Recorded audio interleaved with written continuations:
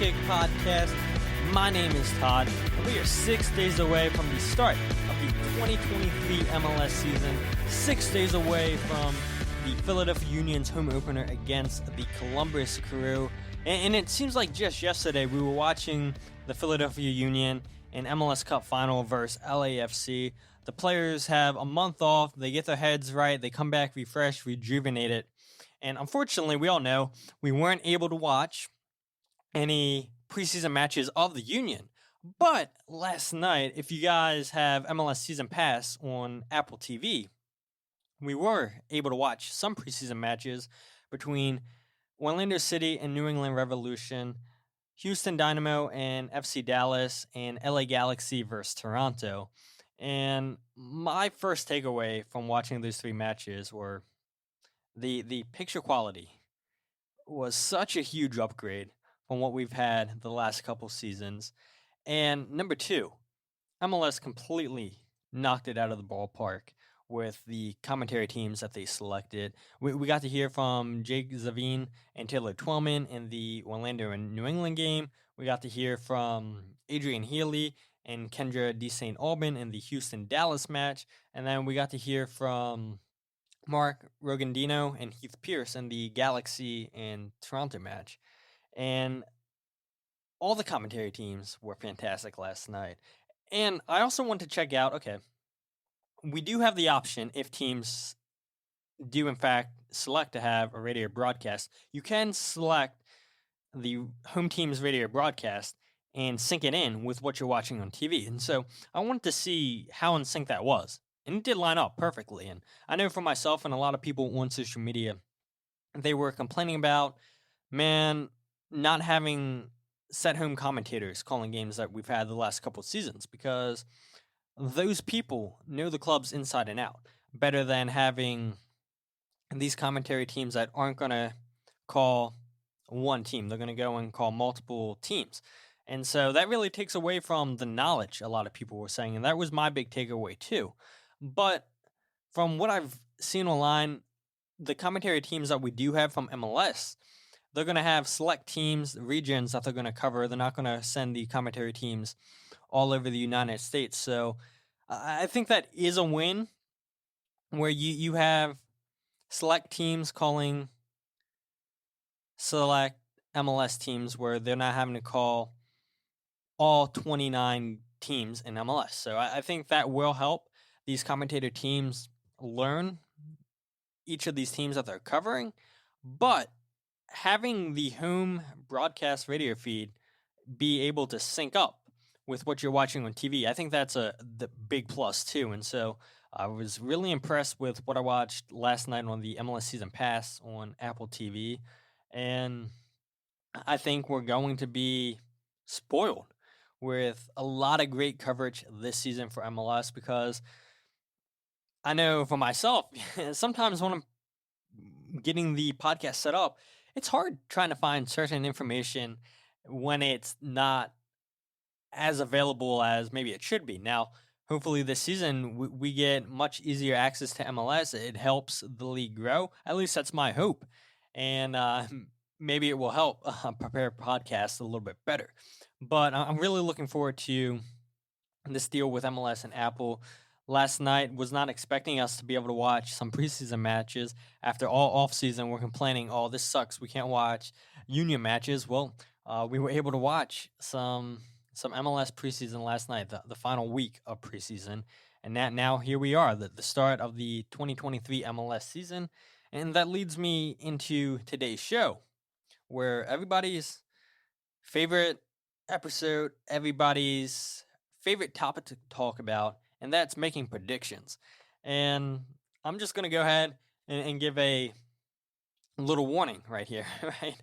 Where my Western Conference knowledge isn't as strong as my Eastern Conference knowledge. And I know there's a lot of you people that listen to this podcast that are fans of Western Conference teams. And so I might say some things that are like mind-blowing to you guys. Like, how could I say that? Like, it's clear you don't watch the Western Conference, which is pretty true, I will say. The only time that I watch Western Conference teams is when it's one, an early Western Conference game where it's not 10 o'clock here on the East Coast, or two, if it's a Western Conference team that's playing the Philadelphia Union. Other than that, my Western Conference knowledge isn't as strong as the Eastern Conference. So this season, I really want to make it a goal of mine to learn the Western Conference as well as I think I know the Eastern Conference. And I think with MLS Season Pass, I think that's definitely going to be doable. And especially when I can just go back and rewatch some games. So for all you people that are Western Conference fans, I might say some wild things, and you guys are going to say, I do not know what I'm talking about. So you guys have been warned. And it's always fun, making these episodes where you're predicting what's going to happen in the season because we all know we don't know what's going to happen, but we want to sound like we know exactly what's going to happen because if by any chance what we predict happens, we look like a genius, right? And so it's fun just making these predictions at the beginning of the season, then at the end of the season, revisiting those predictions and seeing what exactly I got right, what I got wrong. And we'll start with the first segment that is the 2023 leading goal scorers for the Philadelphia Union. And so I'm just going to give predictions right now for the Philadelphia Union. And then at the end, I'll give you where I think teams are going to finish in the conferences. But for the 2023 leading goal scorers for the Union, last season, the Union went from scoring 48 goals in 2021 to scoring a league high 72 goals in 2022. Last season, the Union's front three of Uwa, Carranza, and Gazdag scored more goals together, the three of them, 49, than they did in all of 2021 when they scored 48 goals. And I think it's a lot to ask for the Union to score 72 goals this season, especially with the club losing Corey Burke, who contributed 7 goals last season. And then you look at all the competitions that the Union are in this season, where I think some results, and you guys will see it later on in the podcast, I think some results in the league are going to suffer because the Union are going to prioritize, or at least I hope, the U.S. Open Cup CONCACAF Champions League. And I think it is going to be hard to replicate exactly what the Union did last season because of all the competitions they're in. And I'm sure I'm going to repeat the same thing again multiple times throughout this podcast. But for me, I think the three leading goal scorers are, of course, going to be the three leading goal scorers that led the team last year, but in a little bit of a different order. I think Mikael Uhre is going to have 18 goals this season, be the leading goal scorer for the Union. And Julian Carranza, I think he's going to add 14 goals this season, while Daniel Gazdag adds 12, because I think all of us, and if you said you knew Daniel Gazdag was going to score 20 plus goals last season with 10 plus assists, I think people would have called you a liar if you said, "Yeah, I knew he was going to have that type of season." I mean, I told you guys last year that I thought Daniel Gazdag was going to have a fantastic season for the Union, but I did not expect Daniel Gazdag to be as efficient as he was last season for the club. And I'm glad to see Daniel Gazdag have that season last year. And credit to David Goss, where Goss theorem. If you guys listen to Extra Time, if you guys don't listen to Extra Time, Goss theorem is where you can't judge a player on their first season because they have to get used to the league, but then when they come back in the second season, that's when they're going to put up extremely high numbers. And that's exactly what Daniel Gazdag did in 2022. And so we saw what Mikael Uhre did last year for the Union, scoring 13 goals. Now you give him his second season, and I think he's going to be a lot better than he was last season for the Union. And what we got from Mikael Uhre last year, that was great for a player who had visa issues, who had injuries early on in the season. And so we didn't get to see a full integrated Mikael Uhre last season. But you add in, he finally gets a preseason with the club. He has chemistry with Julian and Daniel Gazdag. He was a leading goal scorer for Brøndby. He knows how MLS is now. I think Mikel's going to be in for a huge season for the Union in 2023. Not only in the league, but in CONCACAF Champions League. I think we're going to see it. Hopefully in the U.S. Open Cup. I don't care about the League's Cup that much, but for the sake of it, the predictions I'm giving you guys are just going to be for the league. I mean, if you told me you combine all the competitions the Union are in, and Mikau Ua scores 25 plus goals, I don't think that would be crazy in my opinion. I think that would be fantastic if he scored 25 goals in all competitions. I think that's very doable. But for the league's sake, yeah, I think he's going to score 18 goals when he scored 13 last year in 27 matches played. So you give him more games this season. Like I said, he has that chemistry. Mikau Ua, in my opinion, is going to be the leading goal scorer for this club. Julian Kranza scored 14 goals last year. And I do think he has a similar season. We saw him, well, I guess we didn't really see, but we saw the team tweet about all the goals that Julian scored this preseason, and it's good to see Julian Kranza just continue to put the ball back in the net, and Daniel Gazdag has as well. In terms of the rest of the players, I think the big question for me is who's going to step up and contribute to this team other than Mikel, Julian, and Daniel Gazdag. We saw Ali Bedoya last season. He had 6 goals, but not having that proven goal scorer off the bench could prove to be an issue for this team. And when I think about overall league goals for the Union, I don't see them getting to 72 goals in 2023. I see them maybe around 55 goals this season.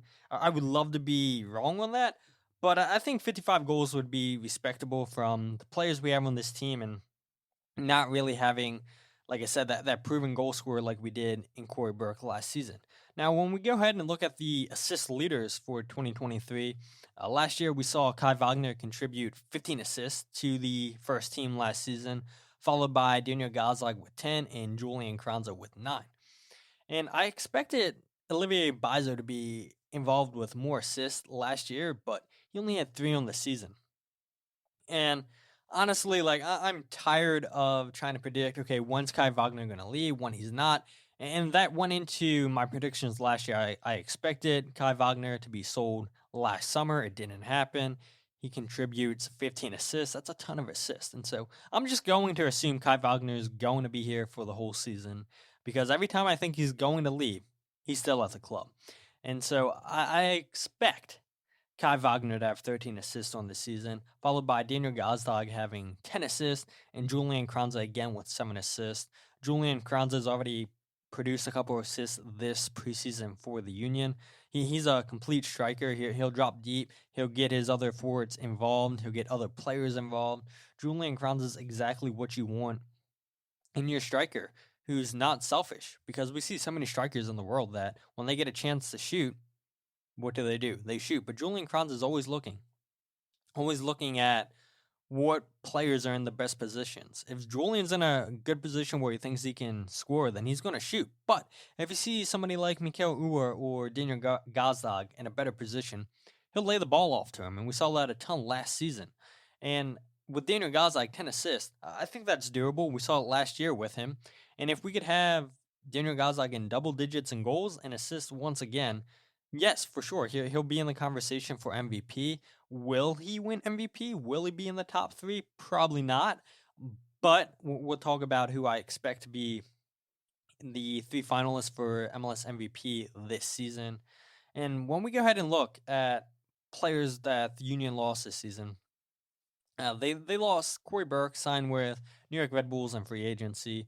Paxton Aronson, we all know, was sold to Frankfurt. Matt Freese traded to New York City. Cole Turner not re-signed. He signed with Loudoun United in the USL, for all of you guys who missed that news. And then Abasa, we talked about this a couple weeks ago. He was released from the club. Players brought in, we all know this by now. Andres Pereira from Orlando. Joaquin Torres, Montreal. Damian Lowe, Miami. Holden Trent, MLS Super Draft, who just signed a contract extension with the Union, a 1-year deal with options for 2024, 2025, and 2026. And then the club also re-signed Joe Bendick. And so this team, as things stand, I think it's pretty deep to go on runs in multiple tournaments.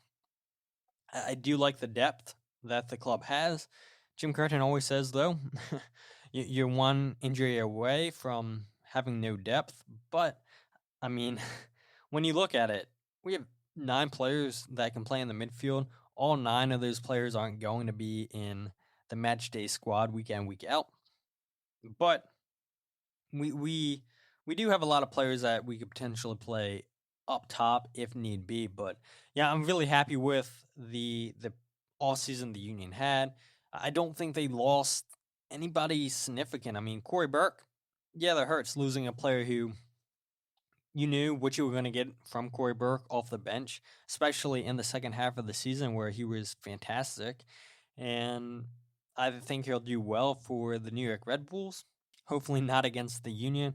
Paxton Aronson, I know some fans, when that was announced that it was sold, were a little bit upset because they wanted to see more from Paxton Aronson. But I think losing Paxton is a non-factor because he played so little last season. He didn't really contribute much to this team, make a difference. And so, yeah, I don't think his impact's going to be felt. And then Freeze, Cole Turner, and Abasa, just zero impact, less impact than Paxton Aronson. And we already talked about the players the Union signed in a couple podcast episodes ago. So if you guys want to hear my thoughts on that, go ahead and listen to those episodes. I won't bore you with my thoughts on those signings again.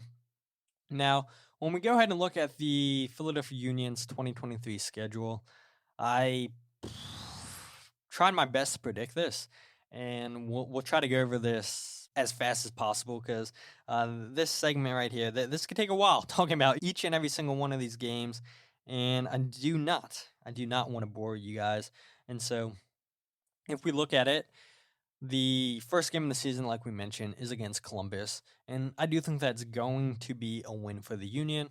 And then 7 days later, the Union are down in Miami. Unfortunately, I do think that's going to be a loss for the Union, and some of you guys are saying, why? Well, that's because 3 days later, the Union are going down to El Salvador to play Alianza in the Champions League. And then you go ahead and look, 4 days after that, the Union are back home against the Chicago Fire. I think that's going to be a win. And then 3 days after that, the Union are going to play Alianza at home March 14th. Not predicting Champions League games, guys, just the league games. But I do want to include all the games, telling you guys how many rest days the Union have and everything. And hopefully that paints a picture why I'm predicting the games the way I'm predicting them. And so after the Alianza match on the 14th, 4 days after that, the Union go up to Montreal. I think the Union will lose that match. 3:25, the Union play Orlando at home. I think that's going to be a win. And then 7 days after the Orlando game, they have Sporting Kansas City at home. I think that's going to be a win for the Union. And if the Union get past Alianza in the first round of the CONCACAF Champions League, then they would play the quarterfinals on April 4th, and they would only have 3 days from the Sporting Kansas City game to that quarterfinal game. And then after that, they're at Cincinnati on April 8th, and the Union could have either 4 or 7 days rest, depending if they're still in Champions League. And because of that, I think the Union are going to have a loss against Cincinnati. I think they're really going to prioritize Champions League early on, especially because the majority of the games are played in the first half of the season. And so after they're in Cincinnati, they would go and play the second leg of the quarterfinals of Champions League on April 11th. That's only 3 days rest. And then after that, they'll either have 4 days or 7 days rest at Chicago on April 15th. I think that's going to be a draw. And then after that Chicago game, 7 days later, they're going to play Toronto at home. I think that's going to be a draw.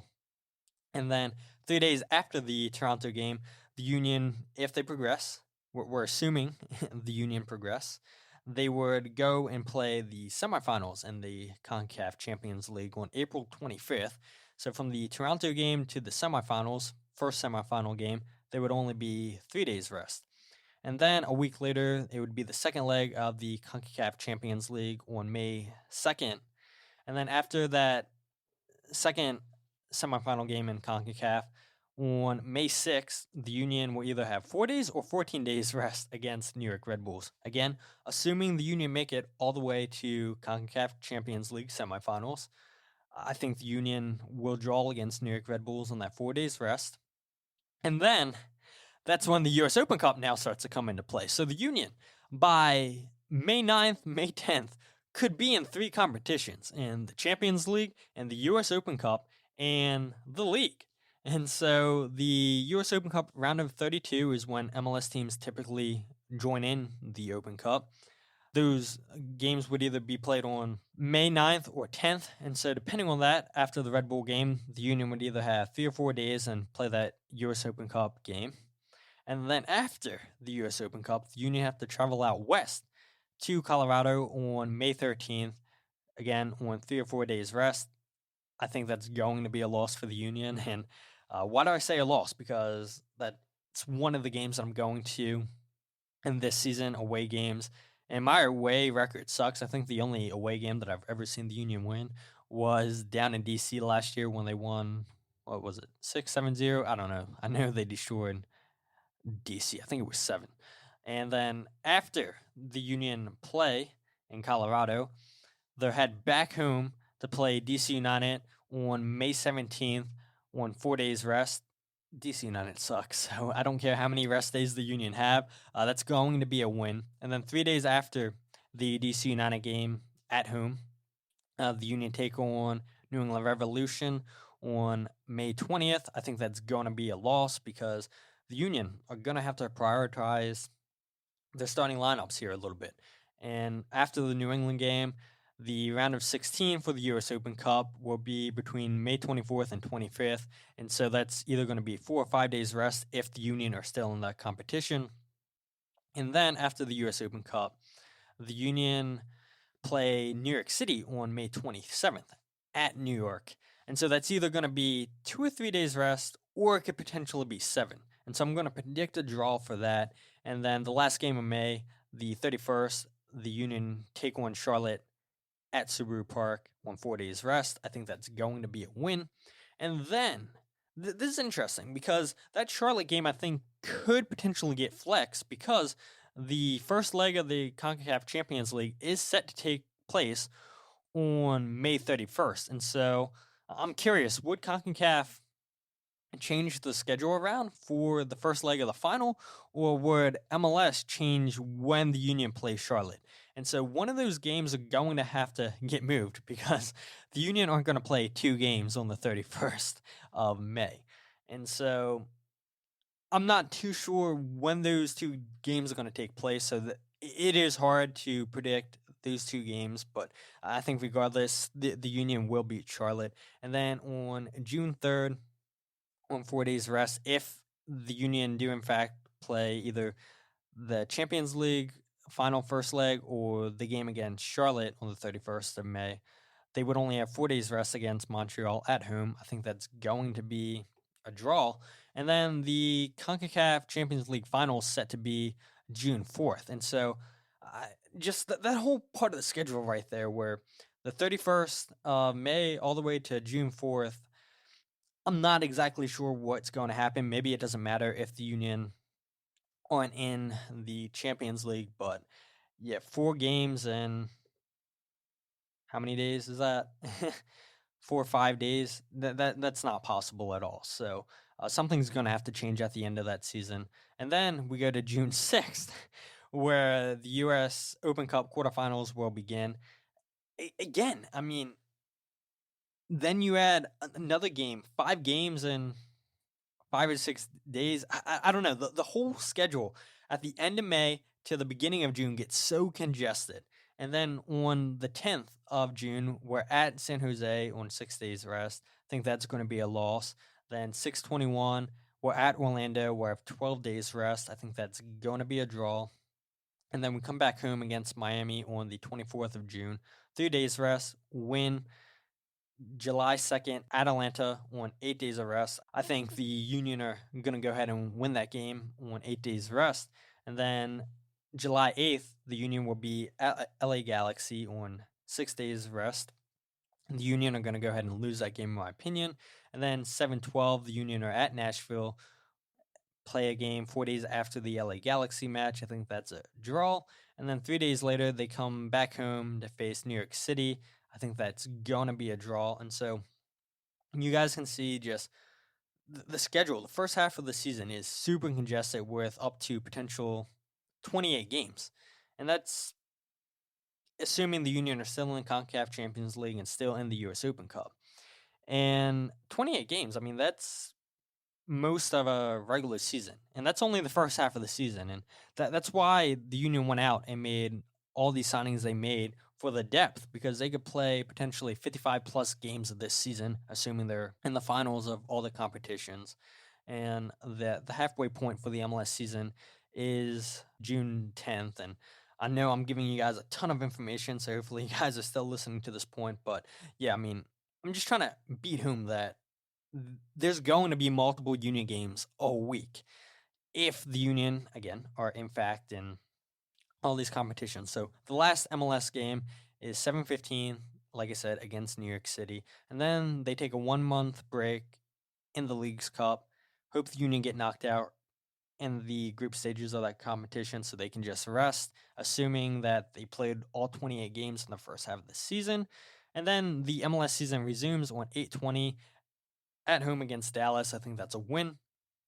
And then 3 days later, it would be the US Open Cup semifinals on August 23rd. And then either 3 days or 6 days after that Dallas game, the Union will be down in DC on 8/26. I think that's going to be a win. And then 4 days after the DC United game, the Union take on Toronto in Toronto on August 30th. I think that's going to be a draw. September 3rd, at home against New York Red Bulls, 4 days. That's going to be a win. 9/16 at home against Cincinnati. That's going to be a 13-day break. I think that's a win for the Union. 9/20, the Union will be down in Charlotte on 4 days rest. I think that's going to be a draw for the Union. 3 days later, the Union will take on LAFC at home. I think that's going to be a win. I think the fans are going to be pumped up. They're going to be ready for that game. They want to get revenge on LAFC for what happened in the final. And then we have the US Open Cup final on September 27th. And then the 30th of September, the Union will be at Columbus. And the Union will either have 3 days to play Columbus, assuming they're in the US Open Cup final on September 27th, or 7 days if they're not in the final from when they last played LAFC. And I think that's going to be a win for the Union, which is crazy because the last time that the Union won in Columbus was August 24th of 2016. And then 4 days later, the 4th of October, the Union will take Atlanta on at Subaru Park. I think that's going to be a win. And then 10/17 at home against Nashville in 3 days. That's going to be a draw. 10/21, last game of the season at New England on 14 days rest. I think that's going to be a draw. The Union are 0-4-1 on decision day away games, with only result coming against New York City away in 2021. And so again, that was a ton of information for you guys. That was what, 10 minutes? I don't know. So hopefully you guys made it to that end of that segment. And I'll go ahead and recap quickly for you guys. And so the first 17 league games for the Union, I had them going 6 wins, 6 losses, and 5 draws. That is good for 23 out of a possible 51 points. And then the second half of the season, I think the Union are going to win 9 games, 1 loss, 7 draws, 34 points out of a possible 51 in their last 17. And you put it all together, the Union would finish with 15 wins, 7 losses, 12 draws, equaling 57 points, which would be the second most in franchise history. I think the Union are going to win 12 games at home, 1 loss, 4 draws. And their away record, I think it's going to be 3 wins, 6 losses, and 8 draws. And again, a lot of these predictions are based on me assuming the Union are going to be in all these competitions, especially in the first half of the season where the Union could potentially play 28 games. And so if they play 28 games in the first half, that's them prioritizing the US Open Cup and the CONCACAF Champions League, which means that's why I have them losing 6 games in the league in the first half of the season, because they're going to prioritize the US Open Cup and CONCACAF Champions League. And we do see a lot of teams do that when they're in the CONCACAF Champions League. They prioritize that over their MLS games. And so I do think results will slip a little bit at the beginning of the season for the Union, but then you add in more rest days in the second half of the season. I think that's when we see the Union start to really pump out results. And that is when you want the Union to start playing their best soccer heading into the playoffs. And so just a couple of schedule thoughts from me. 9 out of the 17 first half games are at home. 7 out of our first 17 games of the season are going to be against playoff teams, including playing Montreal twice in the first half of the season. And we'll have 2 games at home against playoff teams in the first 17 games. Like I said, the Union could potentially play 28 games in the first half of the season if still involved with CONCACAF Champions League and US Open Cup. And if that's the case, then most games will be played on 3 or 4 days rest. Like I said earlier, the Union will play multiple games a week, which I think you guys would be excited to see, where we don't have to wait a week to watch a Union game, but we might not see the best soccer because players are tired, but that's where your depth comes into play. So hopefully the Union do a lot of rotating this season. The last 10 games of the season are 5 home games, 5 away games, just like it was last season for the Union. 0 out of the 5 away games are against playoff teams, which is great for the Union. And 4 out of the 5 home games are against playoff teams. But we saw how dominant the Union were last season at home. So just because we're playing majority of the home games against playoff teams from last year, that doesn't scare me because of how dominant the Union typically are at home. More of the longer rest days, like I said, come in the second half of the schedule, assuming, once again, we're still in CCL and US Open Cup in the first half of the season. So that's why I'm predicting a big season for the Union in the second half of the season.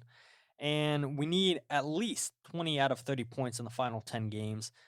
Need 12 out of 15 points in our last 5 home games and 8 out of 15 points in our last 5 away games. I'm predicting that the Union will reach the CONCACAF Champions League final. I think we're going to reach the US Open Cup semifinals. And like I said to you guys, hopefully we get knocked out of the Leagues Cup right away. But look, if the Union do get knocked out of the Champions League and the US Open Cup early on, then I think the Union could potentially have a season like they did in 2022 in MLS, where they just are so much better than the rest of the competition. But those are my thoughts on the Union schedule, on their games. We go ahead and look for some fun Union yearly awards. For best defender, I think that's going to be Jack Elliott. Jack Elliott got overlooked by people involved with the Union last year for winning Defender of the Year. He got overlooked for winning it with MLS. I overlooked him. But I think this year, Jack Elliott will finally get the recognition that he deserves, and he'll win Defender of the Year for the Union. Newcomer of the Year, 100%, that's going to be Joaquin Torres. And again, Jim Curtin was nothing but praise of Joaquin when he talked to the media this past Thursday. Yeah, so Joaquin is a special talent. He's a great kid also. He comes to training every day with a big smile on his face, which is kind of infectious. I really have enjoyed working with him. It's our job, though, as a staff, and our job for our players to make Joaquin feel welcome and cater to his strengths. Right, we brought him here for a reason, because he gives us a different dynamic. He can go by someone 1 versus 1. He's such a smart player. He's very quick off the dribble. And is a really good passer and can finish plays off like we saw against Cincinnati and score a really special goal. So he's a great individual talent. Look, I've talked about it before. We have a really strong, tough team to play against, no question about it. But with Joaquin, the addition of him, it gives someone that can play as a second 10. We've played him now as a striker, and he does a great job coming off the back line. He just makes it really hard for the defense to adapt and adjust because his game is unpredictable, and he's really, really talented, and he's quick. If you give him time and space, he can pick you apart with a pass. If you get too tight to him, he can draw fouls. So a real weapon for us. And I say it not to compare players, but since Ilsinho, where we had a guy that can give the ball and kind of not just watch him is a bad way to put it, but you can give him a ball and you can trust he's going to go by the first person, which is really important in today's game when teams sit deeper and deeper on you and are tougher to break down. He's the special type of player that can unlock a defense, and you can tell right away with him and Daniel Gazdag when they play together in a possession exercise or in a game, whatever it might be, to the big goals. They look for each other, and good soccer players recognize good soccer players, and we have some special ones. And Joaquin really adds to the group in terms of talent and that 1v1 ability that, quite frankly, I can't coach or teach. He just has it. And so if that doesn't tell you the type of season Joaquin Torres is going to have for the Union this season, then I don't know how else to convince you guys that he's going to win Newcomer of the Year for the Union. Homegrown of the Year, I think that's going to go back-to-back to Jack McGlynn. I think he'll get tons of opportunities this season with all the games we have. Biggest disappointment for me would be the Union not winning MLS Cup or CONCACAF Champions League. I'm fine if the Union win CONCACAF Champions League and they don't win MLS Cup, and I'm fine with the Union winning MLS Cup if they don't win CONCACAF Champions League. But they've got to win one of those trophies this season. The U.S. Open Cup, Leagues Cup will not cut it for me. Not winning a trophy this season does not cut it for me. So that would be my biggest disappointment if the Union don't win one of those two major trophies. And then my team MVP will go to Mikel Uwa. And I told you guys early in the episode, I think he's going to have a big season with the Union, scoring 18 goals. And we go ahead just for fun and look at some of the MLS leading goal scorers. Who I'm going to predict are number 3, Mikel Uwa. I think he's going to lead with 18 goals. I think number 2 will be Hani Mukhtar with 20 goals. And then number 1, sorry, Western Conference fans, I think number 1 is going to be Cucho Hernandez with Columbus Crew. I think he's going to lead MLS with 21 goals this season. And then the 3 finalists for MLS MVP, again, sorry, Western Conference fans. Number 3, Mikel Uwa. 2, Cucho. And I think Hani Mukhtar will win back-to-back awards. I mean, he's been fantastic for Nashville. He's been fantastic for this league. And you guys have heard me in the past just sing the praises of Hani Mukhtar. And I think he's going to have a terrific season once again for Nashville SC. And again, Western Conference people, yeah, I know there's some Eastern Conference bias in there. But let's go ahead and look at my standings for the Eastern Conference, and then we'll end with the Western Conference teams. And so finishing in 15th place in the Eastern Conference, I think it's going to be Chicago Fire. They sold John Duran to Aston Villa. Duran scored 8 goals in 1,367 minutes last season. He took that starting spot from Kasper Schmeichel, who did not look that impressive at all with Chicago last season. A system, in my opinion, that's really built for him. And so now Chicago are going to have to rely on Torres and Shaqiri to have big seasons for the Fire this season, but I think that's asking way too much for Chicago. They haven't signed anybody meaningful. They still need a number 9 to replace Duran, and I don't know, maybe the second season for Kasper Schmeichel will be better than the first, but I don't see it. I do not see it, even though this system is built for Kasper Schmeichel. 14th, I think that's going to be DC United. And look, I do not care what Wayne Rooney did at Derby County before coming to DC United last season. I think there's just way too many new pieces on this roster. Will take time to gel. And we know players usually like to take a year to adjust to MLS, going back to the David Goss theorem. And I think Tyler Miller and Alex Bono aren't great keepers. I think they're better than what DC United had last season, but I don't know if they're the answering goal that they're really hoping for. Defensively, I think they should be a tad better with Pedro Santos and Juan and Derek Williams. They signed a new left back from Sweden, and then they brought in Klitsch from Leeds. But again, just way too many new players to gel into this team, and I think DC will finish in 14th. 13th, you have CF Montreal, which is crazy that I'm saying this after the season Montreal had last season, finishing in second place in the Eastern Conference. I like the trades of Aaron Herrera from Real Salt Lake and George Campbell from Atlanta United. I think these are good moves to bolster the back line after selling Alistair Johnson to Celtic. But they have big holes to replace Mihailovic and Coney in that midfield. The biggest loss of all, though, in my opinion, is Wilfried Nancy, which is a big get for Columbus Crew. I think Wilfred's one of the best coaches in MLS. Again, you guys have heard me sing his praises in the past. They bring in former DC United manager Hernan Losada, who was impressive in DC, but this roster, in my opinion, still lacks a lot to be desired, in my opinion. So that's why I have Montreal taking a massive fall. In 12th, you have Toronto FC, and on paper, they have a lot of big names with Michael Bradley, with Insigne, with Bernadeschi. But big names on paper don't always transition into results.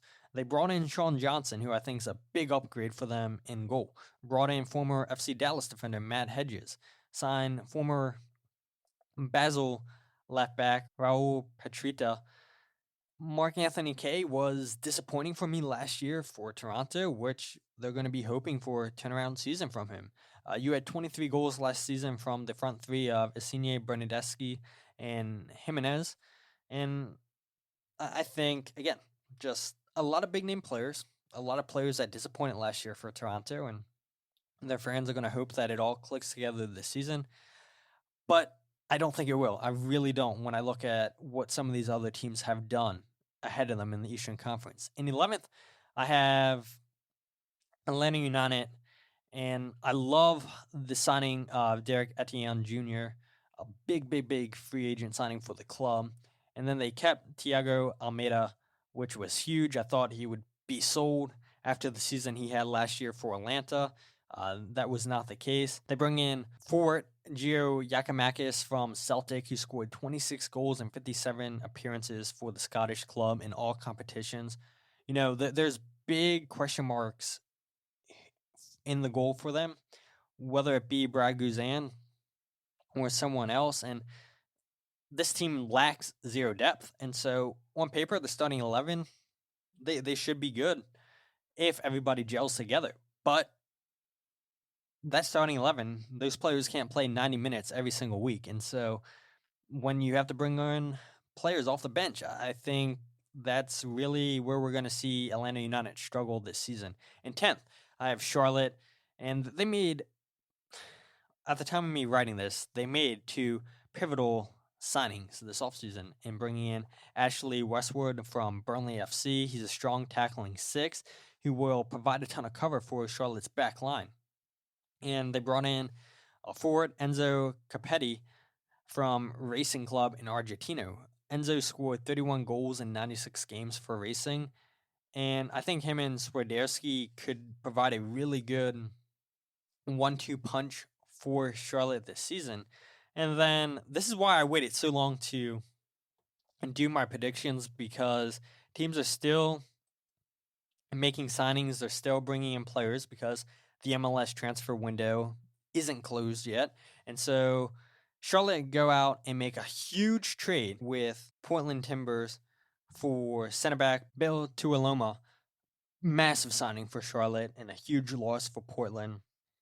And so I could see Charlotte making the playoffs because they made a lot of great pieces. I think they're just going to be in the cusp of it, where you can switch around them in New England, who I have in ninth, and Charlotte would get into the playoffs if MLS in fact goes with 9-team playoffs from each conference.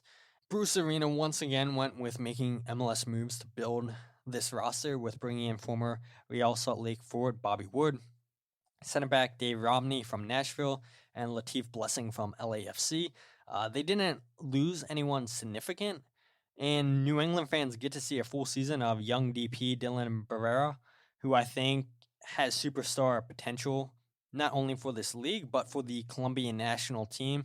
And so I do think New England are going to finish ninth.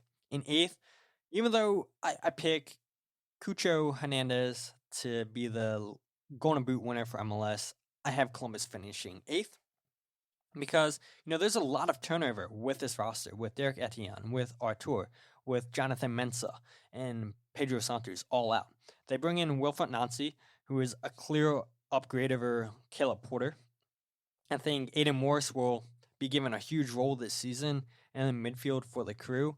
A player who I'm really high on. I think is going to be a contributing player for the United States national team here for the foreseeable future. But I think, again, just a lot of experienced players that Columbus lost. I think that's going to be a tough ask. Cucho and Zilla Ryan had a full preseason to work on their chemistry with one another. I think they're going to be a deadly 1-2 punch like we saw in the second half of last season. I like the signing of Christian Ramirez a lot and bringing him back into the league. He's a good option off the bench. I think this should be a playoff team this season for Columbus, but again, losing 4 really key players, I think Columbus will miss their presence. And again, they can make some signings since the window's still open and really impact this team and move Columbus up a few spots. I wouldn't be surprised if that does happen. But as things stand right now, I have Columbus finishing in eighth. In seventh, I have Inter Miami. They continue to build a roster that's a team that does not rely on superstars. And that's such a smart model for this Miami team to follow. Building a team, not relying on a superstar. Look where that took LA Galaxy when they brought Zlatan into the league.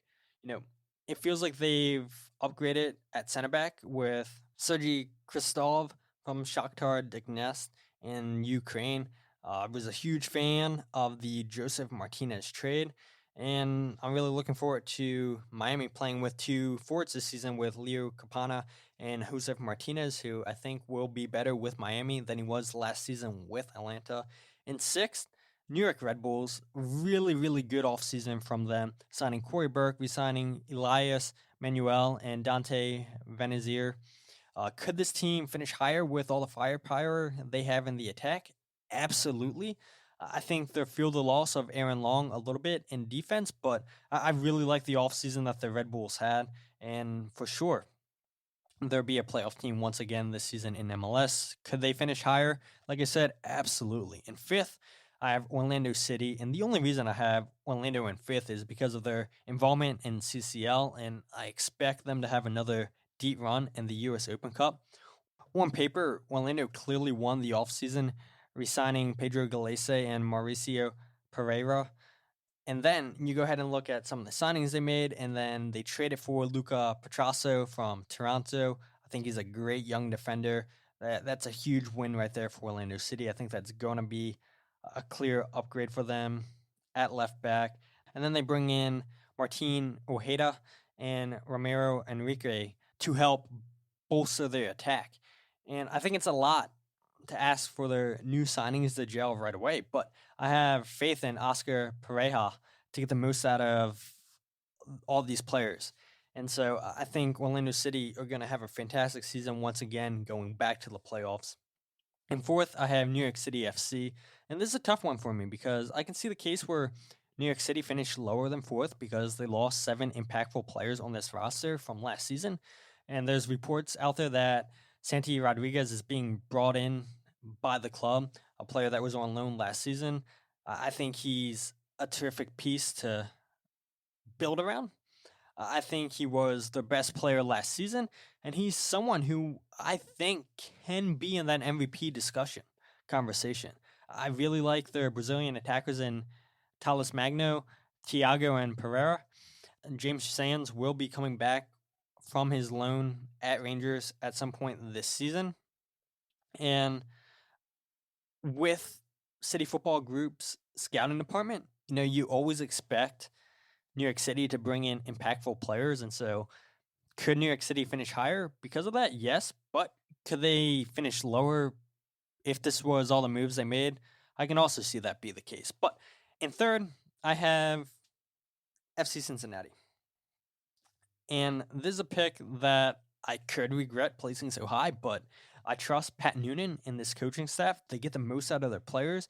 Keeping Brenner for at least the first half of the season was huge, and he'll be motivated to get a move this summer. I know there was reports that Brenner is still in Brazil, but he's supposed to meet up with the team at the beginning of the season.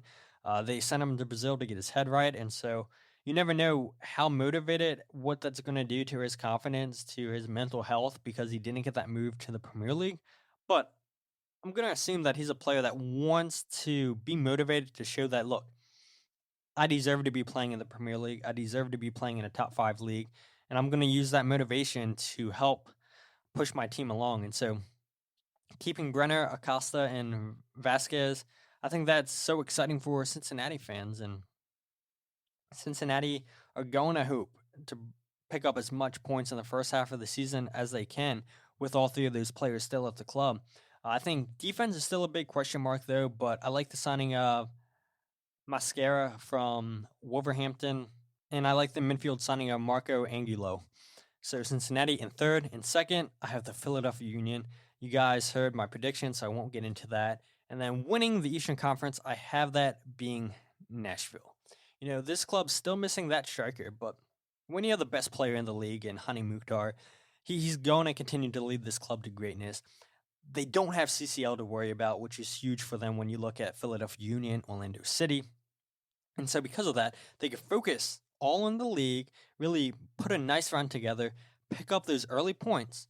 But, the Union, if they get knocked out of CCL and US Open Cup early on, then I could see the Union winning MLS this season. But we saw what the Union did last season when they dropped some points early on in the season. If they would have won those games, they would have hosted MLS Cup final if they would have got one more point.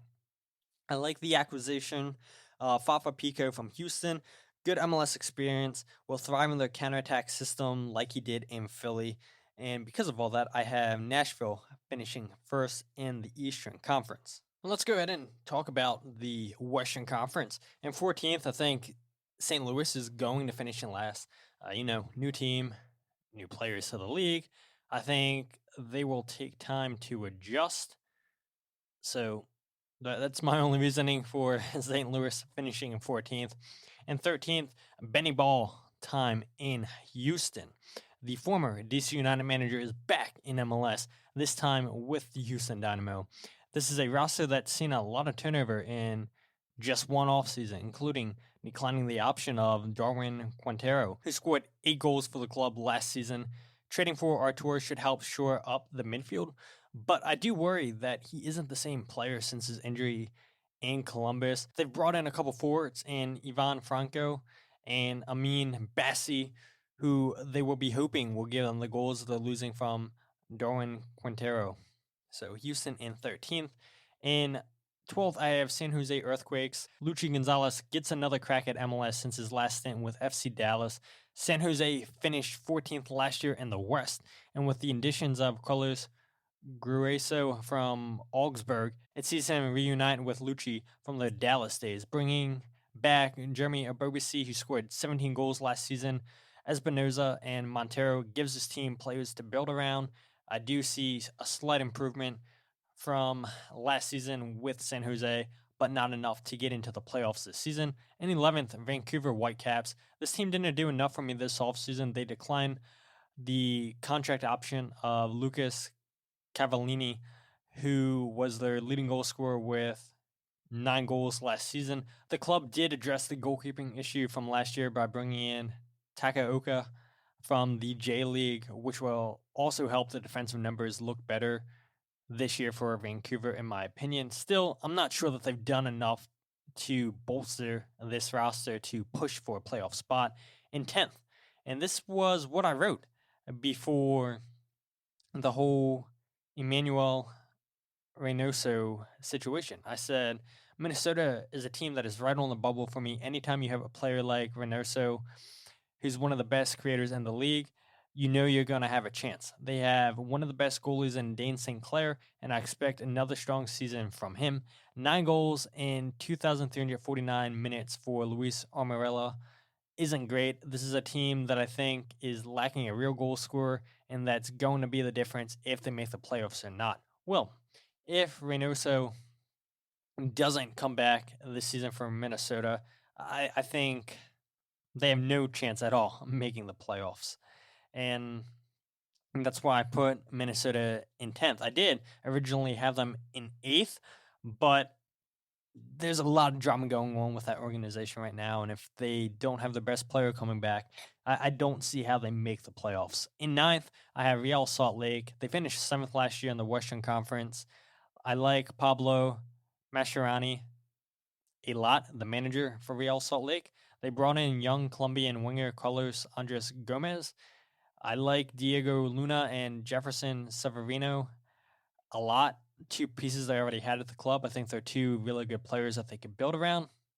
I think this is a team that will find a way to sneak into the playoffs and finish in 9th place. In 8th, I have the Colorado Rapids, and if it wasn't for the Rapids signing Brøndby's captain Andres Maxu, I'd have them much lower on this list. I think he's going to be a terrific center back for the club, a terrific center back in MLS. And I really do think that he pushes them over the bubble to make the playoffs this season. They're going to hope that Kevin Cabral is able to make up for Jossie Zardes' goals from last season. And they're going to hope that Diego Rubio can keep up the form he had last season with 16 goals. I do like the signing Connor Ronan from Wolverhampton, and getting Cole Bassett back from loan should help bolster this midfield and really push the Rapids back into the playoffs this season. In 7, I have the Portland Timbers. They missed out on the playoffs by just 1 point last season, and adding a player like Evander to this roster should give them the push to get into the playoffs this season. They kept the core group of their players together, and we know how valuable that is in MLS, where we don't have to look no further than the Philadelphia Union. In 6th, I have Seattle Sounders, and surely the Sounders can't miss the playoffs in back-to-back years, right? Like Portland, Seattle was able to keep their core group of players together once again. They signed Jordan Morris and Christian Roldan to long-term contracts. I did like what I saw from Seattle in the FIFA World Cup, and hopefully they can transition what they did in that match into MLS play this season. In 5th, I have LA Galaxy. The Galaxy, they got to find a way to get Chicharito and Joveljic on the field together at the same time. Joveljic is way too talented to just only bring off the bench. And I think combining those two, I think the Galaxy could have something special this year. You have Ricky Pooch feeding them the ball. I think they do have a lot of talented players on this roster. And whatever the Galaxy can get out of Douglas Costa this season, I think that would be a plus. I like the signings of Mimo Rodriguez and Chris Mavinga. They were good pickups by the club, good MLS experienced players. The only thing maybe you could complain about if you're a Galaxy fan is maybe they could use another winger, but overall, I think this Galaxy team will be much improved this season. 4, I have Austin FC. And again, just like Orlando and the Union, the only reason I have Austin so low is because they are in CCL, and I expect them to make a deep run, which would then see their league performances drop a little. Signing Drusy to a contract extension was huge for the club, and then adding Jossie Zardes will do wonders for the club, in my opinion. And 3rd, I have Sporting Kansas City, and I think there's an argument that could have been made about Sporting potentially finishing in 1st if it wasn't for the club seeing Courtney Ford who was, in my opinion, in line to be one of the starting center backs for them this season. If they didn't see him tear his Achilles in preseason, I think they really could have made the push to be the number one spot in the Western Conference this season. They're a club that was already short in the center back department before Courtney's injury, and now I think that will hinder them a little bit. Getting Alan Palater back is a huge plus. Whatever you get out of him is fantastic. You get a full season out of William Agata, who had 8 goals and 12 appearances last season for the club. They're going to be so scary up in the attack, which I think they're going to have to win a lot of games this season by a score of 4-3 just because of their defense, what they lack defensively. I love the midfield pieces they have in Kinda, Tommy, and Remy Walter. I think this should be a very, very fun team to watch this season. And second, I have FC Dallas. Dallas added promising Colombian forward, Jose Mulatto, who had a training stint with Bayern Munich in Germany. They addressed some defensive concerns by bringing in 3 new defenders this season. The front three are Ferrer, Ariola, and Velasco. They return, and they look to cause more damage to the league this year, as they were a trio that scored 34 goals last year, making them one of the highest scoring trios in the league last season. And number one again, LAFC.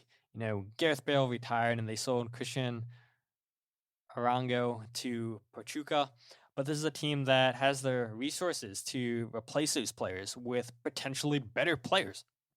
They haven't done a lot yet, and you can never count them out from not making moves. Maybe they don't address it now, but by summertime they will. And I am shocked that they still have Sifu here at the club, who was one of the best midfielders last year in MLS. They added Aaron Long to help shore up the back line. The 2022 Supporters Shield winners and MLS Cup champs will be fine this season. And I know I'm not going with the same logic that I had with the Union, Orlando, and Austin from finishing lower than what they probably should with CCL to play for, but that's because none of those clubs have the same resources that LAFC does. They're going to spend money. They're going to bring in talented players. Like I said, maybe potentially better players than the ones that they've already lost this season. So I do think LAFC will repeat as Western Conference champions. Will I make an MLS Cup finals prediction? No, I will not, but it's always fun making these prediction shows. Hopefully you guys stayed around for the whole episode, and look for us, hopefully, to release a Columbus Crew preview with Chris Doran on the podcast.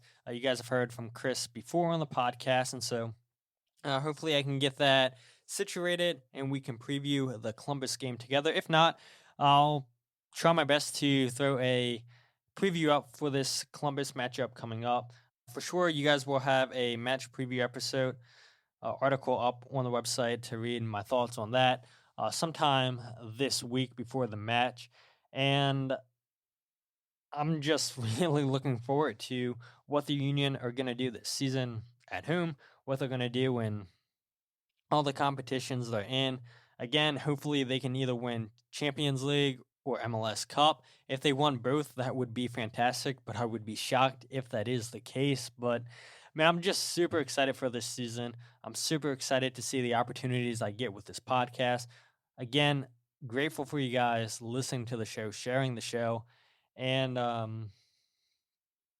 we may have a new segment that I bring into the show during the season, something that I got to step out of my comfort zone and do. But if I can get that encouragement, that self-belief in myself to do it, then yeah, we should have a interesting segment for the show throughout the season. And yeah, just really looking forward to what the season has in store.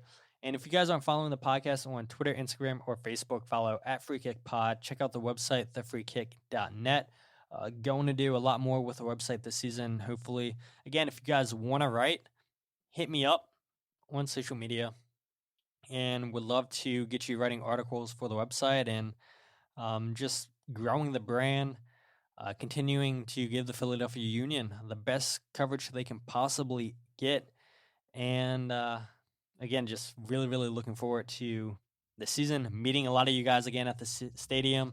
Ton of fun last year, meeting people for the very first time, people coming up to me saying, yeah, I listened to the show. Are you Todd Lewis? And I'm like, yeah, I am. So looking forward to meeting more of you guys, building those friendships, those relationships, and enjoying some fantastic soccer this year.